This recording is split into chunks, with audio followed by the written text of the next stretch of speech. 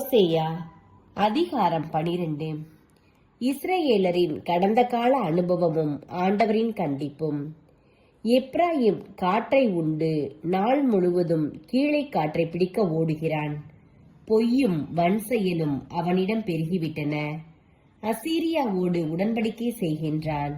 எகிப்துக்கு எண்ணெய் கொடுத்தனுப்புகின்றான். ஆண்டவருக்கு யூதாவோடு வழக்கு ஒன்று உண்டு.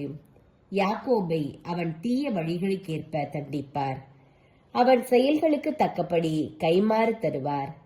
யாக்கோபு தன் தாயின் வயிற்றிலேயே தமையனை முந்திக் கொண்டான். பெரியவனாக வளர்ந்த பின்போ கடவுளோடு போராடினான். வானதூதரோடு போராடி வெற்றி கொண்டான். கண்ணீர் சிந்தி அவர் அருளை வேண்டிக் கொண்டான். பெத்தேல் என்னுமிடத்தில் அவரை சந்தித்தான். அவரும் அங்கே அவனுடன் பேசினார்.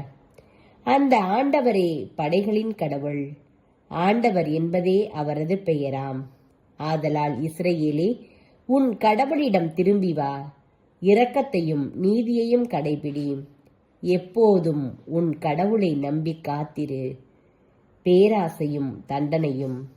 ஆனால் இஸ்ரவேல் கள்ளத்தராசை கையில் வைத்திருக்கும் கானானியன் போன்றவன். அவன் கொடும் செயல் புரியவே விரும்புகின்றான். எப்ராயிம், நான் பணக்காரன் ஆகிவிட்டேன், எனக்கென்று செல்வம் சேர்த்து கொண்டேன் என்கிறான். ஆனால் அவனது செல்வம் எல்லாம் சேர்த்தும் கூட அவன் தீச்செயலின் பழியை அகற்றாது. எகிப்து நாட்டினின்று உன்னை அழைத்து வந்த நாள் முதல் நானே உன் கடவுளாகிய ஆண்டவர். விழா நாள்களில் போல் மறுபடியும் உன்னை கூடாரங்களில் வாழ செய்வேன். இறைவாக்கினர்களிடம் பேசினேன். நானே காட்சிகளின் எண்ணிக்கையை பெருக்கினேன். இறைவாக்கினர் வாயிலாக உவமைகளில் பேசினேன். கிளையாதில் தீச்செயல் மலிந்திருப்பதால் அவர்கள் திண்ணமாய் அழிவார்கள். கில்காலில் காளைகளை பலியிடுவதால் உளவுசால் அருகே இருக்கும் கற்குவியல் போல் அவர்களுடைய பலிபீடங்கள் ஆகிவிடும். யாக்கோபு ஆறாம் நாட்டிற்கு தப்பி ஓடினான். இஸ்ரவேல் ஒரு பெண்ணுக்காக ஊழியம் செய்தான். அப்பெண்ணுக்காக ஆடு மேய்த்தான். இறைவாக்கினர் ஒருவரை கொண்டு ஆண்டவர் இஸ்ரவேலை எகிப்திலிருந்து கூட்டி வந்தார்.